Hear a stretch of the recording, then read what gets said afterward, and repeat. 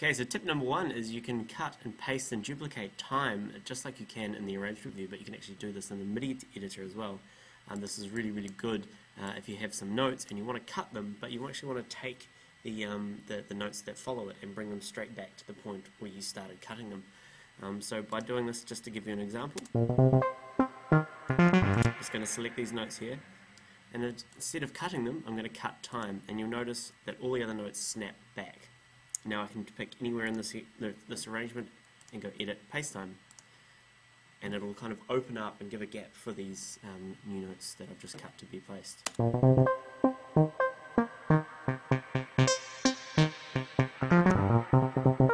And you can also duplicate as well, which is quite handy. Duplicate time, Command-Shift-D, and it'll push everything across for you.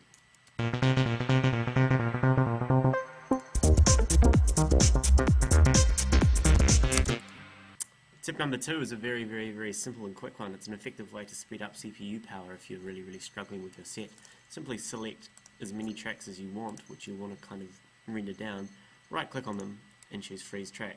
This will now systematically go through each single track and render them out, but it does let you, it renders them out as an audio sample, but it lets you go back if you want to go back and edit the original MIDI file or all the effects that were in the original audio file.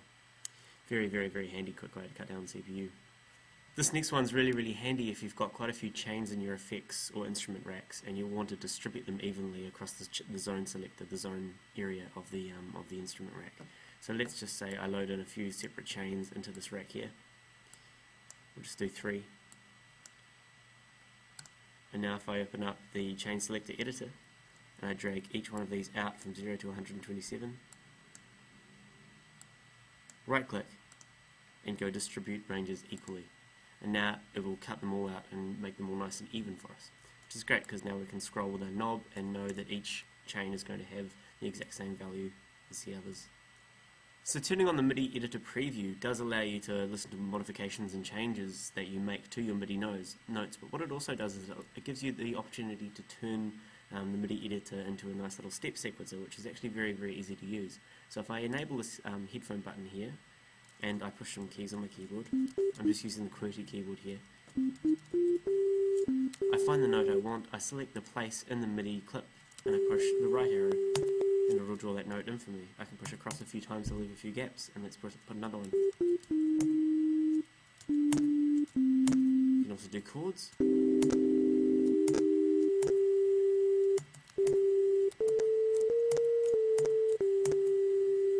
Like that.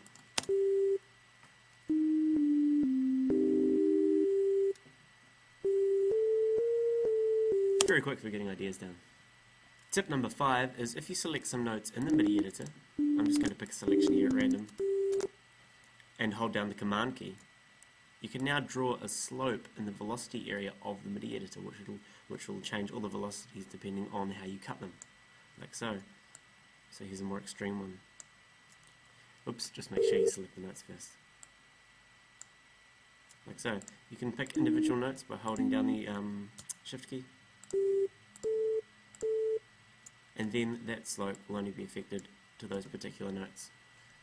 Trick number 6 is if you freeze a track, like so, you can then hold down the Option key and click on one of the original clip within that track and drag it to a new blank audio track. What this will do is create a mixed down audio version of the original track. So now we have actually resampled this original track, which we've frozen. Now we can right click and we can unfreeze this track, and we have a copy of both the original MIDI track and the frozen rendered down audio track. Sorry, two guys just jumped the fence outside of my window. So tip number 7 is if you hold down the Option and Command key, you'll see the arrow turns into a little hand symbol. This means you can simply click and pan left and right. So click and drag to move left and right within the arrangement. No matter how far in you are, you can always click and drag with the Option and Command key held down. Tip number 8 is if you're doing a multi-track recording in session view, there's a great preference if we go into the preferences under the record board launch called Start Recording on Scene Launch. What this does is if you have all of your tracks armed in session view and you trigger a scene, it'll actually start recording on all of those clips that are in that scene. Really, really, really good if you've got lots of inputs and you've got lots of stuff mic'd up and you want to record sessions all at once in different clips. Tip number 9 is you don't actually have to group tracks that are next to each other. So we don't just have to group these 3 tracks or these 3 tracks. We can actually hold down the command key and click on each individual track that we want. Then right click and choose group tracks. It'll grab all of those tracks and put them into a new group for us.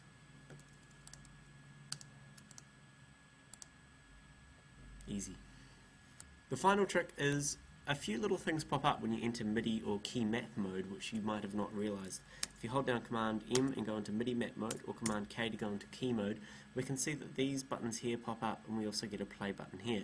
These mean that we can assign a key to move up through the scenes, down through the scenes, play the scenes.